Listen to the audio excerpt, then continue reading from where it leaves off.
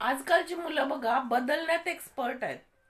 एखादी वस्तू घरात जर बंद पडली असेल, समजा जर फॅन वगैरे बंद पडला, तर आपण आधी कधी दुरुस्त करून आपली पिढी, आधीची पिढी होती ती वापरायची. पण आता आजकाल मुलं तसं नाही.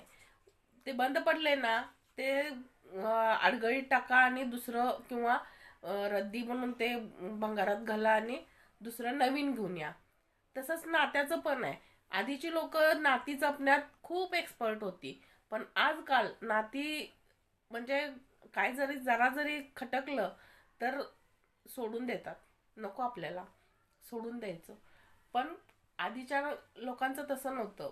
एकत्र बसणार, त्याच्यावरती चर्चा करणार आणि काय ते निर्णय घेणार. पण नाती अशी सोडून दिली जात नव्हती. आजकाल हेच बदललंय.